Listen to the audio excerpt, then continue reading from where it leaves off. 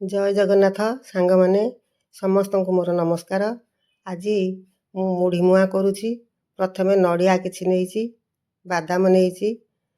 ନଡ଼ିଆକୁ ପାତି ପାତି କରିକି ତାକୁ ଟିକେ ଭାଜି ଦେଇଛି। ଆମେ ଭାଜି ପାରିବା, ନଚେତ ଖରାରେ ବି ଶୁଖେଇ ପାରିବା।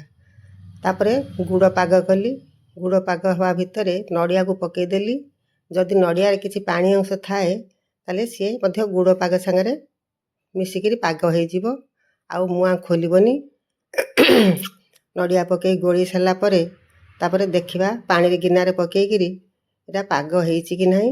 ତାକୁ ଆମେ ପାଣି ଗିନାରେ ପକେଇ ସାରିଲା ପରେ ହାତରେ ଆମେ ଦେଖିଦେବା। ଯଦି ଟାଣ ଲାଗୁଛି, ହାତରେ ଆଉ ଗୁଡ଼ ଲାଗୁନି, ତାହେଲେ ଆମେ ଜାଣିବା ଯେ ମୁଆଁ ପାଇଁ ପାଗ ହେଇଗଲାଣି। ତାପରେ ଆମେ ସେଥିରେ କ'ଣ କରିବା ନା ବାଦାମ ପକେଇଦେବା। ଭଜା ବାଦାମ ରଖିଥିବି। ଭଜା ବାଦାମ ପରେ ସାଙ୍ଗେ ସାଙ୍ଗେ ମୁଢ଼ି ବି ପକେଇଦେବା। ମୁଢ଼ି ପକେଇ ତାକୁ ମୁଁ ଗୋଳେଇଲି।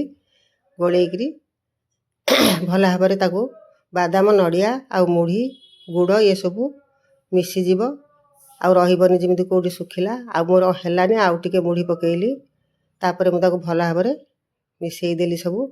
ସବୁଗୁଡ଼ିକ ମିଶିଗଲା ପରେ ତାକୁ କ'ଣ କରିବା ନା ପାଣି ହାତ ହଉ, ନଚେତ୍ ତେଲ ଟିକେ ହାତ ବା ଘିଅ ଟିକେ ହାତରେ ମାରିକିରି ଆମେ ମୁଆଁ ଗୁଡ଼ିକ ଗଢ଼ିବା। ମୁଁ ଏଠି ପାଣିରେ ଟିକେ ପାଣି ହାତ ବୁଡ଼େଇକିରି ପାଣି ହାତ ହେଇକିରି ଅଳ୍ପ ପାଣି ହାତ, କାହିଁକିନା ତାତିଛି ନା, ତେଣୁ ଅଳ୍ପ ପାଣି ହାତ ହେଇ ମୁଆଁକୁ ସବୁ ଗଢ଼ିଲି।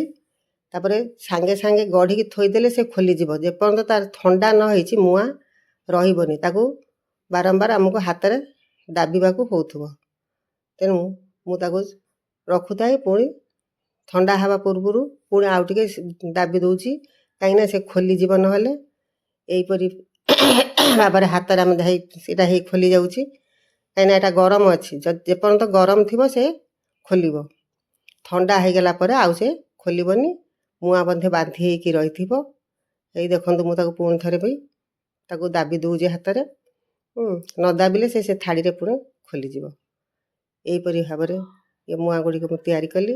ଆଉ ଛୋଟ ପ୍ଲେଟ୍ ଟାଇପ୍ର ନେଇକି ଆମେ ସେଥିରେ କରିପାରିବା। ଗ୍ଲାସ୍ରେ ବି ନେଇକି କରିପାରିବା, କିନ୍ତୁ ପ୍ଲେଟ୍ ଗ୍ଲାସ୍ ଯାହାକୁ ନେବା ତା ଭିତରେ ଆଗ ଆମେ କ'ଣ କରିବା ନା ଘିଅ ବା ତେଲ ତାକୁ ଚାରିପଟରେ ଭିତରେ ମାରିବାକୁ ହେବ, ନହେଲେ ସେଥିରେ ମୁଆଁ ଲାଖିକି ରହିବ।